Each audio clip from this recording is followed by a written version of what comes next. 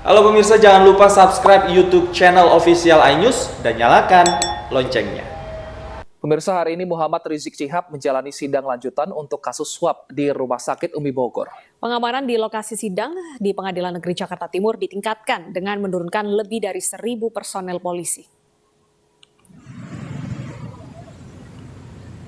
Setidaknya 1.394 personel polisi diterjunkan untuk mengamankan lokasi sidang lanjutan Rizik Syihab di Pengadilan Negeri Jakarta Timur. Pengamanan ditingkatkan untuk menjaga persidangan kasus suap di Rumah Sakit Umi Bogor dengan terdakwa Rizik Syihab. Agenda sidang adalah tanggapan JPU terhadap eksepsi terdakwa. Selain itu, terdakwa ex-ketua umum FPI Ahmad Sobri Lubis dan 4 orang lainnya juga akan menjalani sidang penghasutan kerumunan di Petamburan. Penyebarannya saat ini masih cukup tinggi.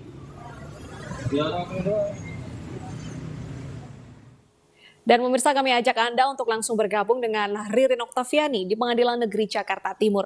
Selamat siang, Ririn. Bagaimana jalannya sidang Rizik Syihab hari ini? Ya, Wilson dan juga Deta, sidang dengan agenda pembacaan tanggapan jaksa penuntut umum atas keberatan atau eksepsi terdakwa Rizik Syihab dalam perkara kontroversi hasil usap Rumah Sakit Umi Bogor telah selesai digelar, di mana tadi juga majelis hakim menyampaikan bahwa sidang akan kembali dilanjutkan pada tanggal 7 April hari Rabu mendatang dengan agenda putusan sela. Dalam tanggapan jaksa penuntut umum terdapat poin-poin penting yang disampaikan menanggapi eksepsi dari terdakwa Rizik Syihab dan juga kuasa hukumnya. Yang pertama berkaitan tentang masih sama seperti dengan tanggapan eksepsi pada perkara kerumunan Petamburan dan juga kerumunan Megamendung, yakni menyoroti berkaitan tentang bahasa kotor yang digunakan oleh terdakwa Rizik Syihab yang dituangkan dalam eksepsi yang seharusnya tidak perlu dituangkan, seperti contohnya adalah kata-kata yakni adalah dungu yang ditujukan kepada jaksa penuntut umum yang merupakan seorang yang berpendidikan dan juga seorang yang intelektual, yang mana eksesif tersebut juga dibuat oleh seorang pimpinan dari ormas yang ini adalah Rizik Syihab.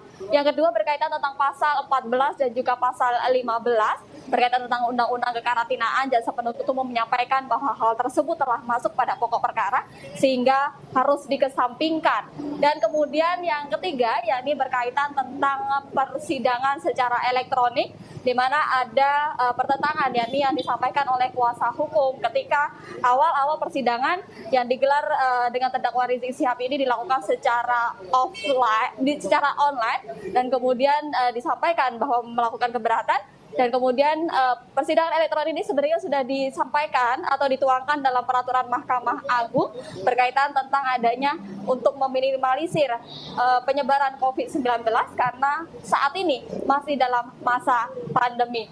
Di akhir dari tanggapan jaksa penuntut umum meminta majelis hakim untuk dapat mengabulkan, yakni adalah melanjutkan persidangan dengan agenda pembuktian dan juga menolak seluruh eksepsi dari terdakwa Rizik Syihab. Dan hingga saat ini, setelah persidangan ini nantinya juga akan dilanjutkan dengan pembacaan tanggapan terdakwa-terdakwa lain dalam perkara Rumah Sakit Umi Bogor. Dan hingga saat ini memang pengamanan masih dilakukan, 1.394 tim gabungan masih bersiaga di Pengadilan Negeri Jakarta Timur yang dibagi menjadi 4 ring. Yang pertama adalah pengamanan di dalam ruang persidangan, kemudian di area pengadilan, dan juga ada tim mobile yang berjaga di sekitar pengadilan untuk tetap menjaga jalannya persidangan agar secara aman.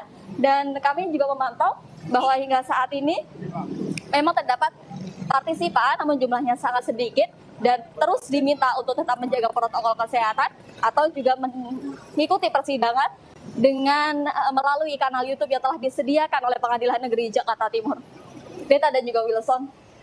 Ririn Oktaviani melaporkan langsung dari Pengadilan Negeri Jakarta Timur. Terima kasih. Pemirsa, warga Kecamatan Ujung Pandang, Kota Makassar, Sulawesi Selatan digegerkan dengan penemuan benda mencurigakan. Warga yang menduga kotak tersebut berisi bom segera melapor kepada polisi.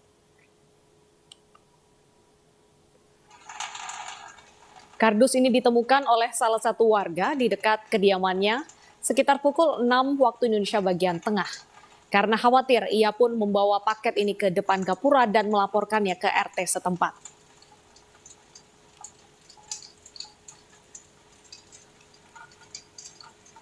kan itu di atas dos itu Islam X. Jadi dia berpikir kalau di sini nggak tahu ya. Kalau umpama dia bom atau apa dia meledak, dia pikirkan keluarganya di dalam masih tidur, adik-adiknya, banyak keponakannya.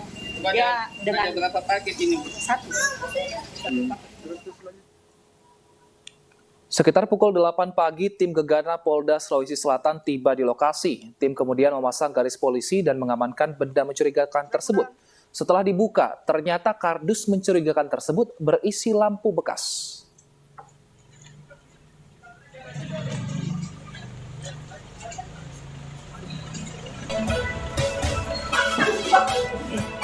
Halo pemirsa, selamat siang.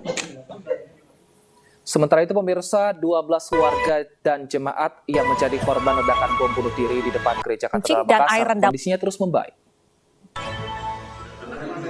Dari 19 korban yang sempat dirawat intensif di Rumah Sakit Polri Bayangkara, 8 diantaranya telah dipulangkan dan menjalani rawat jalan di rumah masing-masing lantaran hanya mengalami luka ringan. Sementara korban lainnya masih menjalani perawatan di intensif di 2 rumah sakit berbeda, yakni Rumah Sakit Polri Bayangkara Makassar dan Rumah Sakit Siloam. Mereka umumnya mengalami luka bakar di bagian lengan, kaki, hingga kepala, sehingga harus dilakukan perawatan intensif.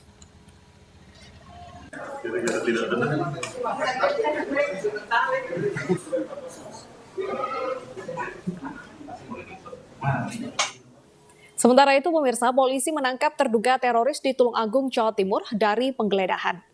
Polisi menemukan 2 senjata api berserta amunisinya. Rumah seorang terduga teroris digerebek tim Detasemen Khusus 88 Mabes Polri. Warga berinisial NM yang diduga teroris kini berada di kantor polisi untuk diperiksa. Sementara dari penggeledahan rumah yang berada di Desa Tenggur, Kecamatan Rejotangan, Tulung Agung, polisi mengamankan 2 pistol berserta 8 butir peluru. 1 benda tajam jenis parang kecil juga diamankan. Terduga teroris merupakan warga Blitar yang pindah saat menikah. Itu orang Blitar. Menikah di sini. Sudah berapa tahun Pak? Itu udah lama. 10 tahun? Mungkin ada 10 tahun ada. Dia tinggal di sini? Tinggalnya kelihatannya di sini. Di sini itu dia yang tidak loh Pak, istilahnya kok Nggak cerita. nggak cerita loh. Tapi gimana wong dia itu riwa-riwi ya. Tapi sering Pak, ada tamu yang sebenarnya maksudnya tamu Ya, pemirsa, asap hitam yang mas. mungkin enggak sering, tamu yang enggak dikenal, kan jenengan yang tidak kenal atau Terima datang ke sini. Setahu saya kok tidak ada. Pemirsa, Tidak ada. setelah ditangkap, terduga teroris dibawa ke Surabaya, sedangkan istri dan anaknya dibawa ke Mapolres Tulung Agung. Asap tebal terus. Dari Tulung Agung, Jawa Timur, Anang Agus, iNews melaporkan.